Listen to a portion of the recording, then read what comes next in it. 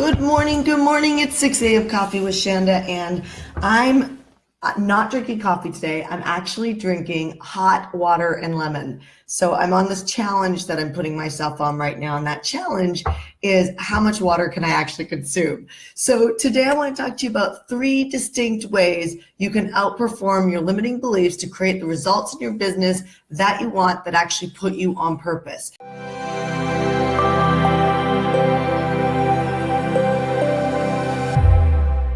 So I think it'll be a great 6 a.m. coffee with Shanda. I am excited to chat with you. And as you're joining the line, joining the stream, just say hello to me. See you guys piling on Facebook right now. That's awesome. If you're watching on YouTube later, welcome, welcome, welcome. So, hey, you guys on Instagram, good morning. I don't always get to do this on Instagram, so I'm streaming over here, and hopefully we're all wide awake and ready to rock and roll. So I want to start with sharing this, a little bit of behind the scenes in my own life. So last night, my husband, my poor husband's life is always on display.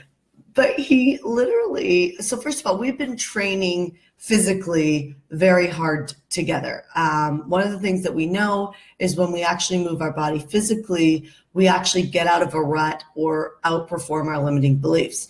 And so one of the things that has been challenging for me is as we've been trying to have baby number 2, I have done 2 rounds of IVF. I've now been trying to get pregnant for a year for my second baby. And I have done 2 rounds of IVF. I've done Clomid. I've done it natural. And the best thing that I've done, to be quite honest, is work with a holistic MD that has actually reset my entire body so that I'm super healthy. I'm definitely more healthier now than I probably ever have been, and all my levels are amazing. I share all of that with you with the context of, as I've been trying to do this over the last year, I have been told I really can't work out. I've been told to not push myself, don't stress out your adrenals, and all of those things that come with trying to have a baby, and they're watching your levels. They're like trying to get it perfect, right? Every time I've gotten pregnant, I've actually been out training. Like every time, I keep saying every time I've gotten pregnant, because I've gotten pregnant now 3 times and then it just hasn't stuck, right? Like I've had 1 miscarriage and then 2 times that it just didn't stick. And meaning I was pregnant and then 2 days later I wasn't. And so why all of this is important is because, like, I'm not saying all the time, but there's a lot of times you actually know better for yourself. So one of the things that we just realized is that I have a gene called MTHER. And I guess a lot of people have this gene and don't even know they have this gene. And what that means is that when I don't train or work out, that my blood actually becomes sluggish, which means that I'm not putting enough nutrients in my organs or the embryo or all of those type of things. So it became to our awareness that I need to be training and I need to be working out, because not only do I feel better, my mind's better, but my body operates better. So why is this important? As I've been training with my husband and getting ourselves back in endurance and the things that are important to us, I've just found that the things that I've been avoiding inside, there's like one major thing I've been avoiding inside my business that now I'm not avoiding. I'm tackling it like I'm a pro athlete on a field. I'm tackling it like I am heading to the Olympics this year and this is a major practice run. And I'm tackling it from a place of enthusiasm and excitement. And so now my husband and I are all jacked up again on training, because you're better when you physically move. So again, why is this important? Well, when you get in a regular routine, you're going to find that if you're anything like me and you're driven, you'll push yourself no matter what. Like, are you a bit of a workaholic regardless on whether or not you have a ton to do or not? Like, the weekends could be almost dangerous for you because you could end up in front of a computer or on your phone checking Facebook or Instagram. Driven people tend to be predominantly workaholics. Now, I don't believe you should live in a workaholic state. In fact, I can give you a ton of data on why that's actually stealing your wealth and preventing your company from growing. So it's not about not working hard. You have to work really hard, but you also have to really take time off. It's critical. So a driven mind, when you slow down, and I just got my brain scanned. I'm not saying you have the same brain as me, but I'm saying if you're naturally driven, then we probably have some similarities in the way that our brains are wired. So when I slow down, and like when I go to bed or when I go on vacation, my brain lights up.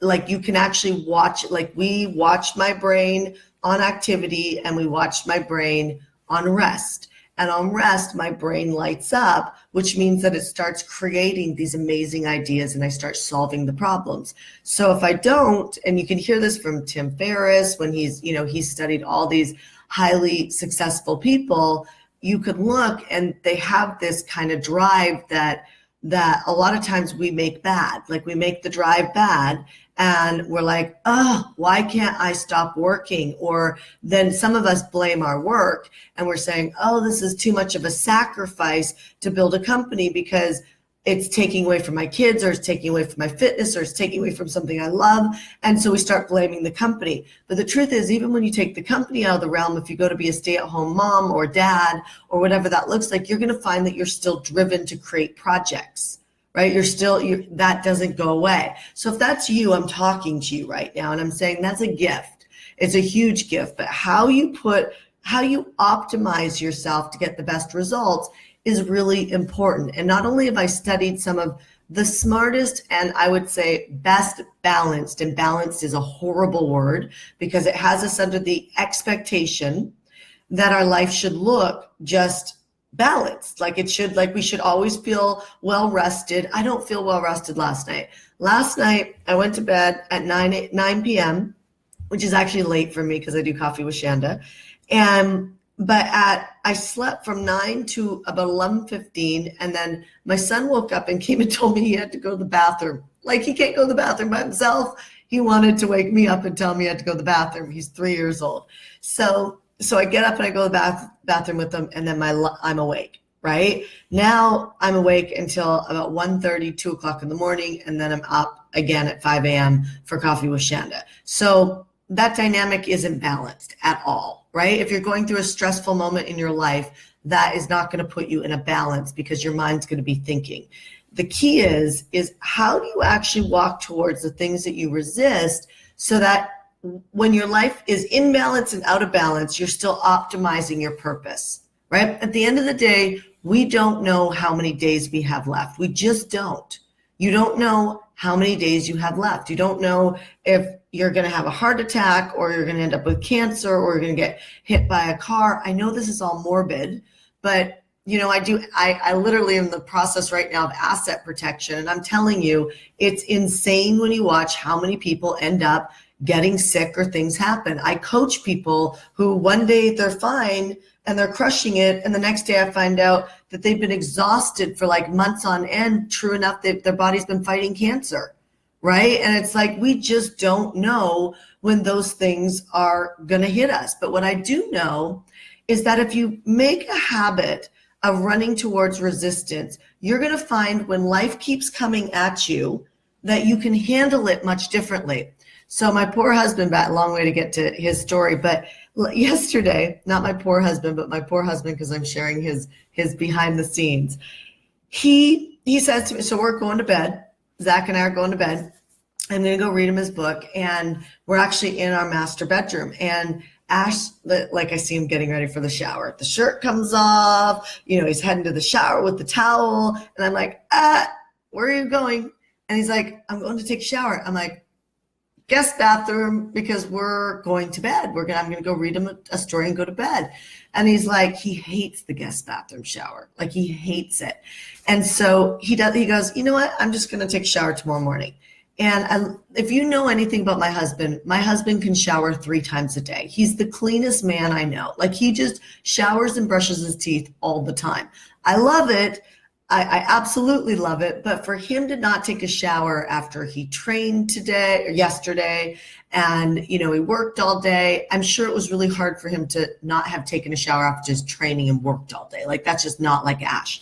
So he's putting on his clothes or his jammies, so to speak, to go chill out.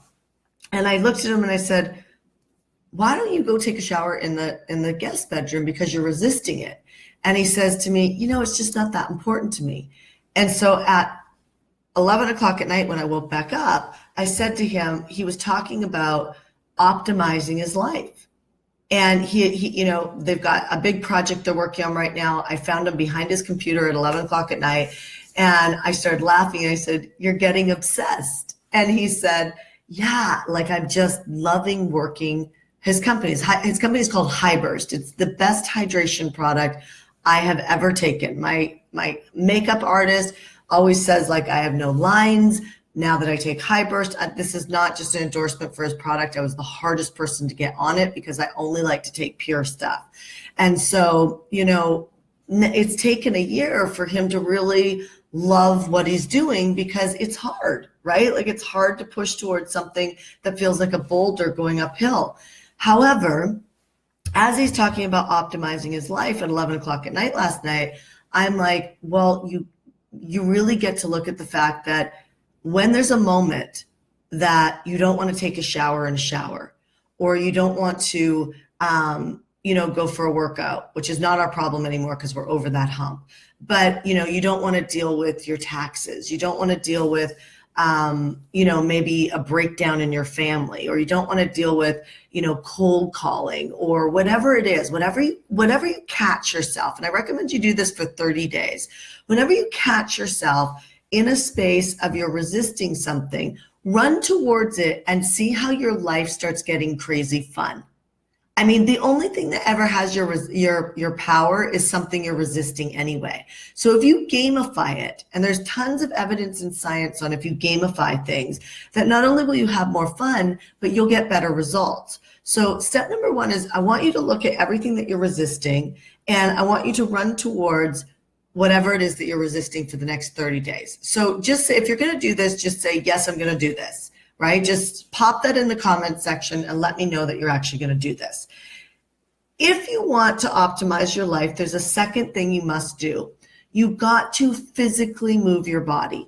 So I did a coffee with Shanda with Joe DeSena yesterday, day before yesterday. And I had so many people in my inbox telling me that they felt like that was probably the best coffee with Shanda they have ever had. And Joe DeSena owns a company called Spartan Races. It's an obstacle race company. They crawl under barbed wire fence. They jump over fire. They like scale walls. They do all these hard things, right? And it's like, oh, I'm into that or I'm not into that. And honestly, I've never really been into that.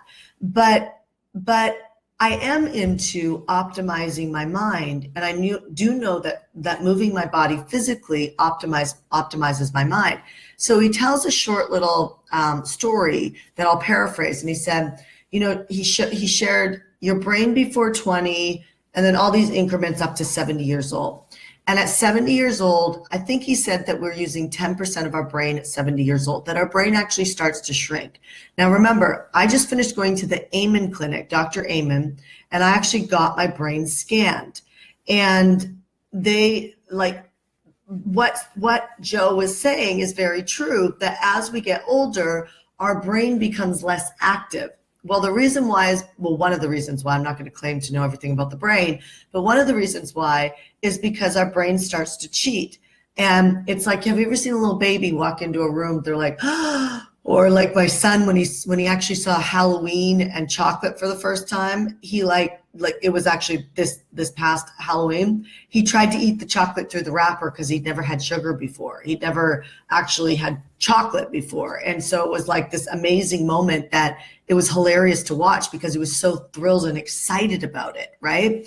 And so in order to keep that level of passion, excitement in your life, the study that Joe is telling me about is that they started taking these 70-year-olds and they started putting them in cold showers, having them have cold showers, told them to start like going out in the rain where it's uncomfortable, and their brains reverted back to when they were in their 20s, which means they lit back up, which means that you're getting more passionate, which means you're getting more alert, which means that you're getting more enthusiastic, which also means that you're more aware.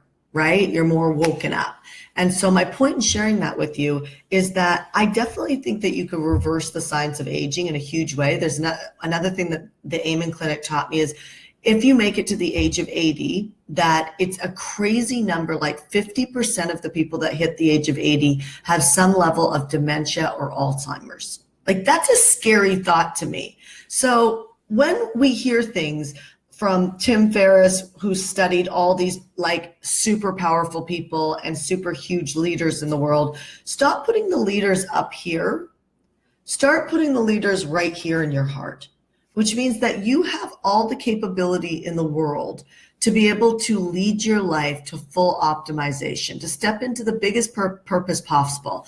I see powerful people all the time. There's actually one that I'm looking at on the stream right now who text messaged me not too long ago. And she's like, yeah, she kind of had a little bit of sales. I'm thinking about maybe getting a job now. And it's like this level of comfortability in our life. And it's like, stop being comfortable. Like, really, do you really want to go get a job versus building your business because you're going to be that lazy to not fight your resistance? Now, I know that I can be ridiculed for saying that, but it's the truth. If you were to just physically move your body and challenge yourself, and you could physically go after the things that you resist on a regular, like, I'm not even saying you have to schedule it, because you know what? Your resistance is so strong that it's going to reveal itself to you multiple times a day.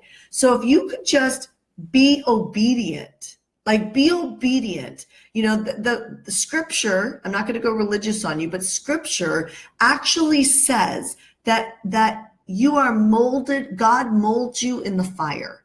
And so don't be so quick to jump out of the fire. We're so quick to shut down resistance. And my spiritual friends, you are the worst at it. You say things like, you know what, I'm just really feeling a lot of resistance about going there. And I'm feeling like this, my path is over here because it feels better. But everything in scripture and every clue from every Oprah or Martin Luther King or just like me, people that nobody knows that have created ridiculous results in their life, you know, they none of them will tell you that it was this easy, simple path to get there and they felt aligned. Like, you don't always feel aligned. You definitely don't feel aligned with your resistance until you start to become partners with it, where it ends up being the door to your purpose, where it ends up being the door to your freedom. And then you create this really interesting connection with resistance that ends up putting you in a space of like, oh, I know the payoff. The payoff is so great when I actually step into the resistance. But don't miss the moving your body physically. Don't miss that.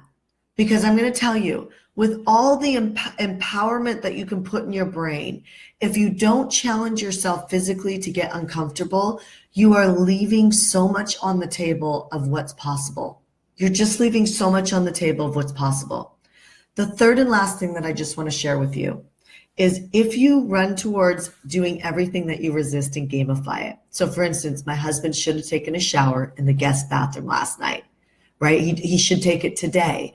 And I'm going to keep reminding him to keep taking it, because who he will be when he finally steps into that shower in the guest bathroom that he hates is confident, empowered. He'll be a better coach. He'll be a better writer in his new book that's coming out. He's going to be a better leader in his office. His Facebook lives are going to light up on fire because he's riding his edge. And your edge doesn't have to be you killing yourself.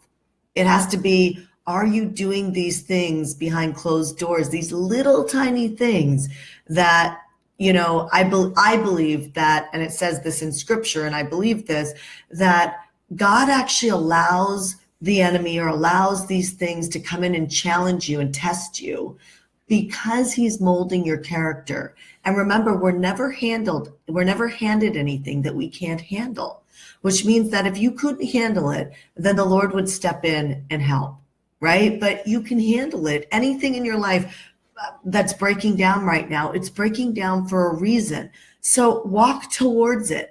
But then physically go out there and move your body. So for 30 days, just 30 days, right? Go and create yourself a challenge. Like, create yourself a challenge, and I'm going to start creating them inside of Facebook groups and start launching them, because my husband and I do lots of these things together, and I feel like it would make a difference for people if we could do it together. And if that's true, if you'd like to do some of the relationship challenges we do, some of the physical challenges we do, and you'd like to be involved in some of those, just let me know on the thread, and we'll start creating, we'll start including you in our challenges so that you can do them with us.